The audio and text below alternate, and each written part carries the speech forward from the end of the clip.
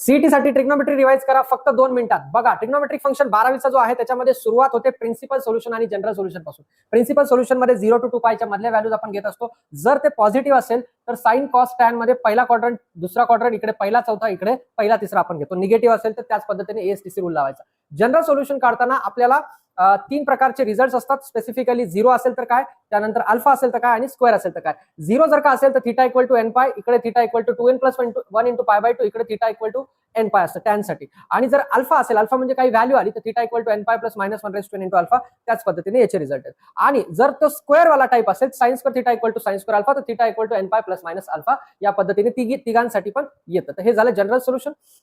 त्यानंतर जर specific type आला a cos x + b sin x, तर डिवाइड बाय a² + b² करायचा अंडर रूट मध्ये आणि त्याच्यानंतर याला सॉल्व्ह करायचं. हा एक त्याच्यातलाच टाइप आहे. त्यानंतर पोलार आणि कार्टेशियन कोऑर्डिनेट. जर पोलार टू कार्टेशियन जायचं तर x = r cos θ, y = r sin θ. Cartesian to polar जायचं तर r = √x² + y² tan inverse of y/x. एकदम सोपे सोपे फॉर्म्युले याच्यामध्ये आहेत. त्यानंतर साइन रूल. साइन रूल काय असतो मित्रांनो, a/sin a, b/sin b, c/sin c = k.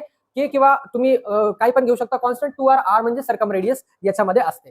त्याच्यानंतर कोसाइन रूल. कोसाइन रूल हा आहे a² b² c² आपण काढू शकता. b² + c² - 2bc cos a. याच्यासारखंच b² c² चा पण पॅटर्न सेम फॉलो होतो. जर मला कॉसच्या टर्म्स मध्ये काढायचं तर cos a = b² + c² - a² 2bc. तसंच मी cos b आणि cos c सुद्धा काढू शकतो. हा झाला कोसाइन रूल. त्यानंतर प्रोजेक्शन रूल काय असतो, तर a = b cos c + c cos b. a घेतला तर b आणि c घ्यायचा, c आणि b घेतला तर ca आणि ac. त्याच पद्धतीने पुढचं. तर हा झाला प्रोजेक्शन रूल. त्याच्यानंतर आपण जातोय त्याच्या प्रॉपर्टीज मध्ये. त्यामध्ये हाफ अँगलचे फॉर्म्युले.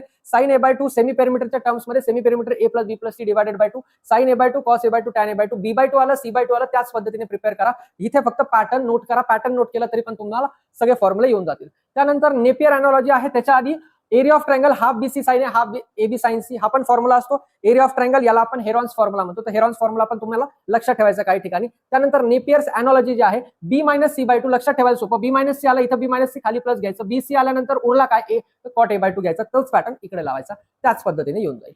ठीक आहे. त्याच्यानंतर येतो तुमचा इन्व्हर्स वाला पार्ट. इन्व्हर्स वाला पार्ट मध्ये तुम्हाला प्रिन्सिपल व्हॅल्यू ब्रांच लक्षात ठेवायचे. साइन इन्व्हर्स, टॅन इन्व्हर्स, त्याच्यानंतर इकडे कोसेक इन्व्हर्स, हे तिघांची एक family. Cos inverse, cot inverse आणि सेक इन्व्हर्स, हे झाले तुमचे प्रिन्सिपल व्हॅल्यू ब्रांच. त्याच्यानंतर याचे जे आहेत प्रॉपर्टीज आहेत, निगेटिव्ह साठी साइन, टॅन आणि कोसेक एका साईडला, कॉस, कॉट आणि सेक एका साईडला. कॉस साठी पाय मायनस घेतो आपण, इकडे पाय मायनस, इकडे मायनस बाहेर घेतो. त्यानंतर ह्या बाकीच्या सगळ्या प्रॉपर्टीज तुम्हाला प्रिपेअर करायच्या.